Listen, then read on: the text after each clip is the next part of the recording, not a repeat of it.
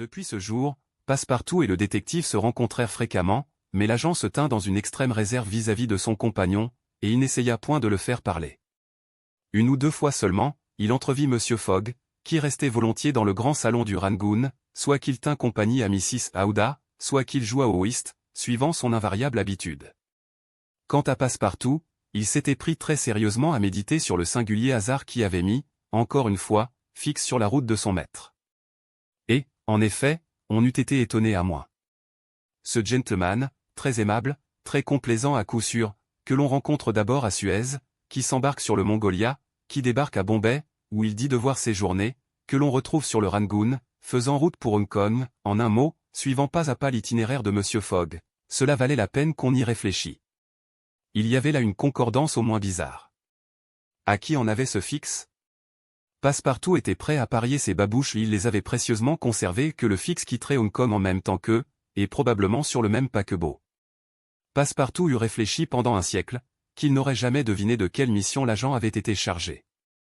Jamais il n'eût imaginé que Phileas Fogg fût, filé, à la façon d'un voleur, autour du globe terrestre. Mais comme il est dans la nature humaine de donner une explication à toute chose, voici comment Passepartout, soudainement illuminé, interpréta la présence permanente de Fix, et, vraiment, son interprétation était fort plausible. En effet, suivant lui, Fix n'était et ne pouvait être qu'un agent lancé sur les traces de Monsieur Fogg par ses collègues du Reform Club, afin de constater que ce voyage s'accomplissait régulièrement autour du monde, suivant l'itinéraire convenu. C'est évident. C'est évident. Se répétait l'honnête garçon, tout fier de sa perspicacité. C'est un espion que ces gentlemen ont mis à nos trousses. Voilà qui n'est pas digne. Monsieur Fogg si probe, si honorable. Le faire épier par un agent. Ah. Messieurs du Reform Club, cela vous coûtera cher. Passepartout, enchanté de sa découverte, résolut cependant de n'en rien dire à son maître, craignant que celui-ci ne fût justement blessé de cette défiance que lui montraient ses adversaires. Mais il se promit bien de gouailler Fix à l'occasion, à mots couverts et sans se compromettre. Le mercredi 30 octobre, dans l'après-midi, le Rangoon embouquait le détroit de Malacca, qui sépare la presqu'île de ce nom des terres de Sumatra. Des îlots montagneux très escarpés, très pittoresques dérobaient aux passagers la vue de la grande île. Le lendemain, à 4 heures du matin, le Rangoon, ayant gagné une demi-journée sur sa traversée réglementaire, relâchait à Singapour, afin d'y renouveler sa provision de charbon. Phileas Fogg inscrivit cette avance à la colonne des gains, et, cette fois, il descendit à terre, accompagnant Mrs. Aouda, qui avait manifesté le désir de se promener pendant quelques heures. Fix, à qui toute action de Fogg paraissait suspecte, le suivit sans se laisser apercevoir. Quant à Passepartout, qui riait in petto à voir la manœuvre de Fix, il alla faire ses emplettes ordinaires. L'île de Singapour n'est ni grande ni imposante l'aspect. Les montagnes, c'est-à-dire les profils, lui manquent. Toutefois, elle est charmante dans sa maigreur. C'est un parc coupé de belles routes. Un joli équipage, attelé de ces chevaux élégants qui ont été importés de la Nouvelle-Hollande, transporta Mrs. Aouda et Phileas Fogg au milieu des massifs de palmiers à l'éclatant feuillage, et de girofliers dont les clous sont formés du bouton même de la fleur entr'ouverte. Là, les buissons de poivriers remplaçaient les épineuses des campagnes européennes, des sagoutiers, de grandes fougères avec leurs ramures superbes, variaient l'aspect de cette région tropicale, des muscadiers au feuillage verni saturaient l'air d'un parfum pénétrant. Les singes, bandes alertes et grimaçantes, ne manquaient pas dans les bois, ni peut-être les tigres dans les jungles. À qui s'étonnerait d'apprendre que dans cette île, si petite relativement, ces terribles carnassiers ne fussent pas détruits jusqu'au dernier, on répondra qu'ils viennent de Malacca, en traversant le détroit à la nage. Après avoir parcouru la campagne pendant 2 heures, Mrs. Aouda et son compagnon qui regardaient un peu sans voir rentrèrent dans la ville, vaste agglomération de maisons lourdes et écrasées, qu'entourent de charmants jardins où poussent des mangoustes, des ananas et tous les meilleurs fruits du monde. À 10 heures, ils revenaient au paquebot, après avoir été suivis, sans s'en douter, par l'inspecteur, qui avait dû lui aussi se mettre en frais d'équipage. Passepartout les attendait sur le pont du Rangoon. Le brave garçon avait acheté quelques douzaines de mangoustes, grosses comme des pommes moyennes, d'un brun foncé au dehors, d'un rouge éclatant au dedans, et dont le fruit blanc, en fondant entre les lèvres, procure au vrai gourmet une jouissance sans pareille. Passepartout fut trop heureux de les offrir à Mrs. Aouda, qui le remercia avec beaucoup de grâce.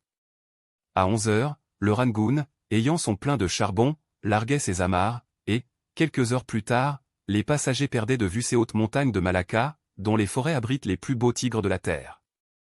1300 milles environ séparent Singapour de l'île de Hong Kong, petit territoire anglais détaché de la côte chinoise. Phileas Fogg avait intérêt à les franchir en 6 jours au plus, afin de prendre à Hong Kong le bateau qui devait partir le 6 novembre pour Yokohama, l'un des principaux ports du Japon. Le Rangoon était fort chargé. De nombreux passagers s'étaient embarqués à Singapour, des Hindous, des Ceylandais, des Chinois, des Malais, des Portugais, qui, pour la plupart, occupaient les secondes places. Le temps, assez beau jusqu'alors, changea avec le dernier quartier de la lune. Il y eut grosse mer. Le vent souffla quelquefois en grande brise, mais très heureusement de la partie du sud-est, ce qui favorisait la marche du steamer. Quand il était maniable, le capitaine faisait établir la voilure. Le Rangoon, gréé en briques, navigua souvent avec ses 2 huniers et sa misaine, et sa rapidité s'accrut sous la double action de la vapeur et du vent. C'est ainsi que l'on prolongea, sur une lame courte et parfois très fatigante, les côtes d'Annam et de Cochinchine. Mais la faute en était plutôt au Rangoon qu'à la mer, et c'est à ce paquebot que les passagers, dont la plupart furent malades, durent s'en prendre de cette fatigue. En effet, les navires de la compagnie péninsulaire, qui font le service des mers de Chine, ont un sérieux défaut de construction. Le rapport de leur tirant d'eau en charge avec leur creux a été mal calculé, et, par suite, ils n'offrent qu'une faible résistance à la mer. Leur volume, clos, impénétrable à l'eau, est insuffisant. Ils sont noyés, pour employer l'expression maritime, et, en conséquence de cette disposition, il ne faut que quelques paquets de mer, jetés à bord, pour modifier leur allure. Ces navires sont donc très inférieurs sinon par le moteur et l'appareil évaporatoire, du moins par la construction au type des messageries françaises, telles que l'Impératrice et le Cambodge. Tandis que, suivant les calculs des ingénieurs, ceux-ci peuvent embarquer un poids d'eau égal à leur propre poids avant de sombrer, les bateaux de la compagnie péninsulaire, le Golconda, le Coréa, et enfin le Rangoon, ne pourraient pas embarquer le 6e de leur poids sans couler par le fond.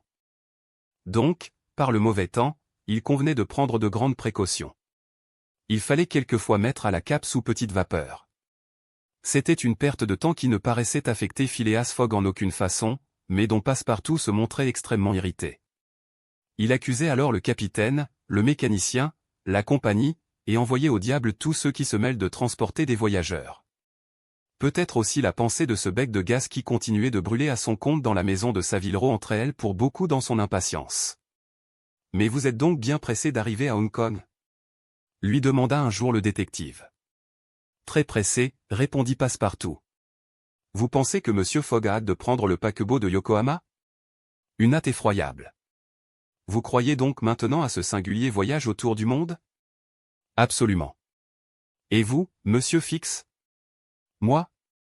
Je n'y crois pas. Farceur, répondit Passepartout en clignant de l'œil. Ce mot laissa l'agent rêveur. Ce qualificatif l'inquiéta, sans qu'il sût trop pourquoi. Le Français l'avait-il deviné ? Il ne savait trop que penser. Mais sa qualité de détective, dont seul il avait le secret, comment Passepartout aurait-il pu la reconnaître ? Et cependant, en lui parlant ainsi, Passepartout avait certainement eu une arrière-pensée. Il arriva même que le brave garçon alla plus loin, un autre jour, mais c'était plus fort que lui. Il ne pouvait tenir sa langue. « Voyons, Monsieur Fix, demanda-t-il à son compagnon d'un ton malicieux, est-ce que, une fois arrivé à Hong Kong, nous aurons le malheur de vous y laisser ? Mais, répondit Fix assez embarrassé, je ne sais. Peut-être que, dit Passepartout, si vous nous accompagnez, ce serait un bonheur pour moi. Voyons. Un agent de la compagnie péninsulaire ne saurait s'arrêter en route. Vous n'alliez qu'à Bombay, et vous voici bientôt en Chine. L'Amérique n'est pas loin, et de l'Amérique à l'Europe il n'y a qu'un pas. Fix regardait attentivement son interlocuteur, qui lui montrait la figure la plus aimable du monde, et il prit le parti de rire avec lui. Mais celui-ci, qui était en veine, lui demanda si, ça lui rapportait beaucoup, ce métier-là. Oui et non, répondit Fix sans sourciller. Il y a de bonnes et de mauvaises affaires. Mais vous comprenez bien que je ne voyage pas à mes frais. Oh ! Pour cela, j'en suis sûr, s'écria Passepartout, riant de plus belle. La conversation finie, Fix rentra dans sa cabine et se mit à réfléchir. Il était évidemment deviné. D'une façon ou d'une autre, le Français avait reconnu sa qualité de détective. Mais avait-il prévenu son maître ? Quel rôle jouait-il dans tout ceci ? Était-il complice ou non ? L'affaire était-elle éventée, et par conséquent manquait? L'agent passa là quelques heures difficiles, tantôt croyant tout perdu, tantôt espérant que Fogg ignorait la situation, enfin ne sachant quel parti prendre. Cependant le calme se rétablit dans son cerveau, et il résolut d'agir franchement avec Passepartout. S'il ne se trouvait pas dans les conditions voulues pour arrêter Fogg à Hong Kong, et si Fogg se préparait à quitter définitivement cette fois le territoire anglais, lui, Fix, dirait tout à Passepartout. Ou le domestique était le complice de son maître et celui-ci savait tout, et dans ce cas l'affaire était définitivement compromise où le domestique n'était pour rien dans le vol, et alors son intérêt serait d'abandonner le voleur.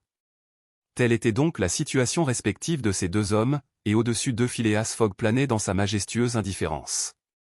Il accomplissait rationnellement son orbite autour du monde, sans s'inquiéter des astéroïdes qui gravitaient autour de lui.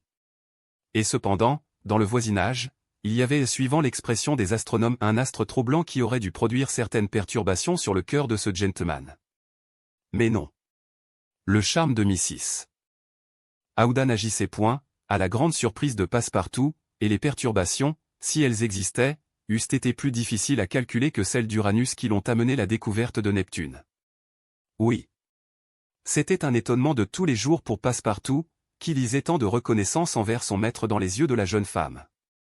Décidément Phileas Fogg n'avait de cœur que ce qu'il en fallait pour se conduire héroïquement, mais amoureusement, non. Quant aux préoccupations que les chances de ce voyage pouvaient faire naître en lui, il n'y en avait pas trace. Mais Passepartout, lui, vivait dans des transes continuelles. Un jour, appuyé sur la rambarde de L, Engine Room, il regardait la puissante machine qui s'emportait parfois, quand dans un violent mouvement de tangage, l'hélice s'affolait hors des flots. La vapeur fusait alors par les soupapes, ce qui provoqua la colère du digne garçon. « Elles ne sont pas assez chargées, ces soupapes !» s'écria-t-il. « On ne marche pas. Voilà bien ces Anglais. Ah! Si c'était un navire américain, on sauterait peut-être, mais on irait plus vite. »